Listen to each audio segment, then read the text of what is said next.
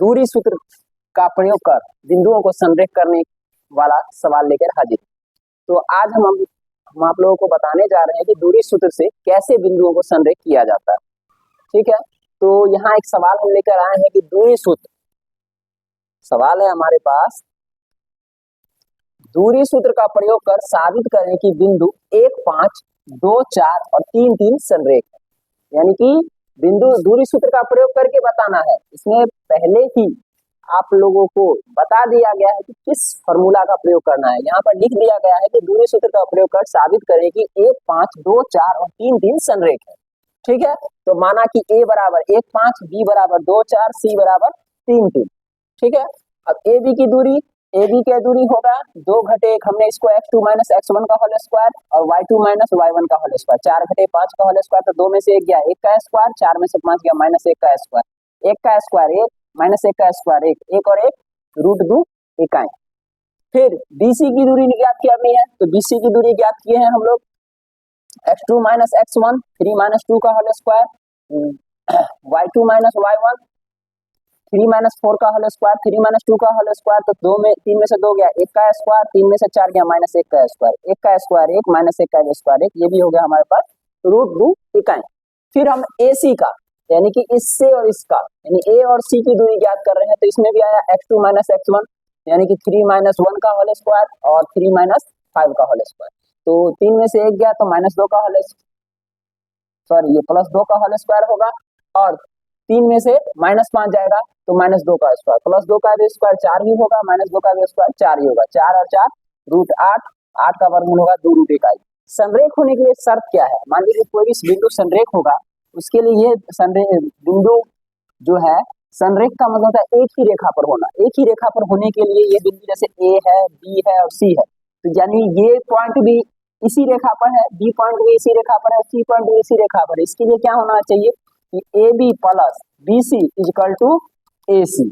तो AB वही हम यहाँ रखे हैं कि संरेख होने के लिए क्या करना है, AB plus BC equal to AC। तो AB का मान हमें यहाँ पर रूट 2 इकाई आया है और BC का मान रूट 2 इकाई आया है और AC का मान 2 रूट इकाई है। मान पुट कर दिए हैं, रूट 2 रूट 2 2 रूट 2 और ये भी 2 रूट 2, यानी कि ये दोनों हमारी संख्याएं बराबर आ गई है, मान हमारा बराबर है।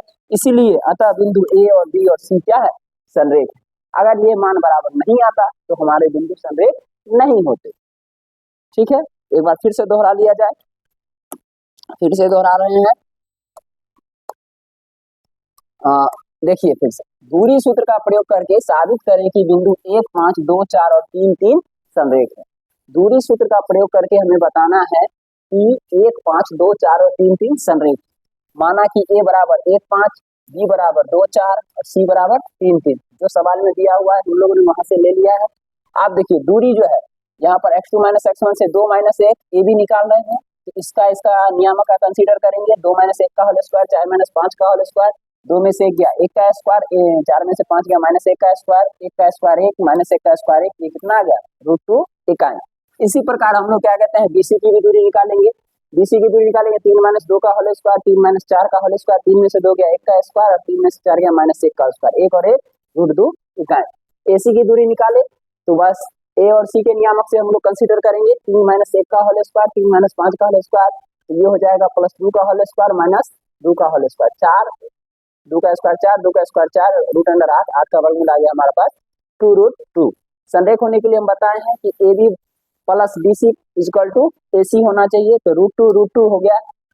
इस दोनों का मान यहाँ पर हम लोग निकाल चुके हैं, रूट 2 और इसका मान 2 रूट 2, यानी कि क्या होगा 2 रूट 2 बराबर 2 रूट 2। अतः दो बिंदु क्या है, A और B और C क्या है, आपस में संरेख है, यानी एक ही रेखा पर स्थित है।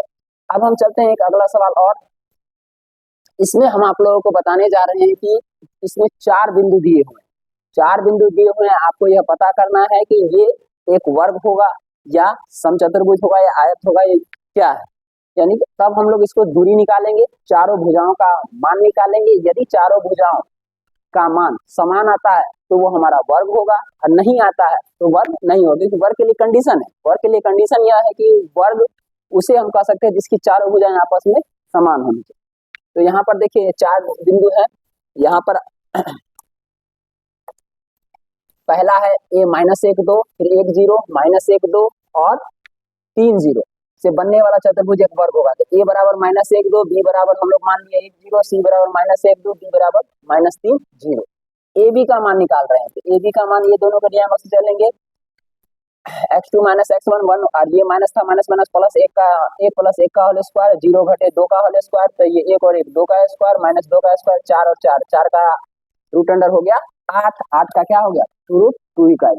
ठीक है, बीसी फिर निकालेंगे, बीसी इधर निकालेंगे तो इसमें क्या होगा -1 और 1, -1 का होल स्क्वायर, 2 घटे 0 का स्क्वायर, तो -2 और 2 का स्क्वायर, 4 + 4 यानी कि रूट अंडर 8 यानी कितना आ गया 2√2 इकाई। फिर CD निकालेंगे, इसको और इसको कंसीडर करें तो इसमें क्या हो जाएगा -3 और माइनस, ये माइनस और इसका भी माइनस, सॉरी फार्मूला वाला माइनस और ये माइनस दोनों मिलके प्लस हो गया यहाँ पे, तो -3 + 1 का होल स्क्वायर और 0 - 2 का होल स्क्वायर, तो 3 में से 1 गया तो -2 का स्क्वायर और -2 का स्क्वायर, -2 का स्क्वायर 4 और फिर -2 का स्क्वायर 4, 4 और 4 √8 का वर्गमूल, फिर 2√2। AD फिर निकाल रहे हैं, AD निकालेंगे तो A और D इसके नियामक के लिए, तो x2 - x1 फिर वही हाल हो गया, और 0 - 2 यानी कि -2 का होल स्क्वायर, -2 का स्क्वायर, -2 का स्क्वायर, 4 + 4 यानी रूट अंडर 8 यानी 2√2 इकाई।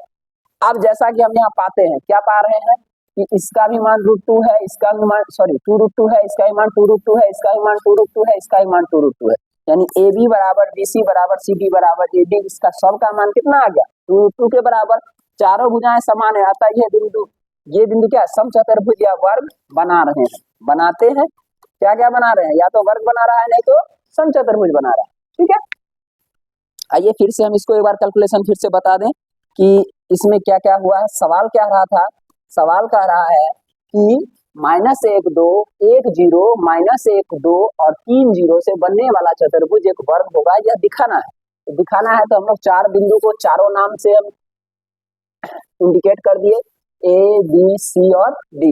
एक बार A B निकाले तो A और B के नियामक से निकाले तो 1 + 1 का होल स्क्वायर, 0 - 2 का होल स्क्वायर, 2 और -2 का होल स्क्वायर कितना हो गया 4 + 4 √8 का वर्गमूल 2√2 इकाई।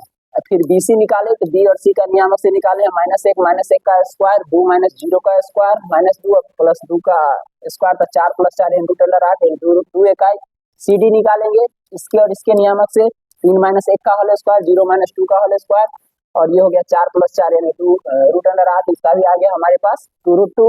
AD निकाले हैं तो फिर A का नियामक और D का नियामक, हम D - 1 किए हैं।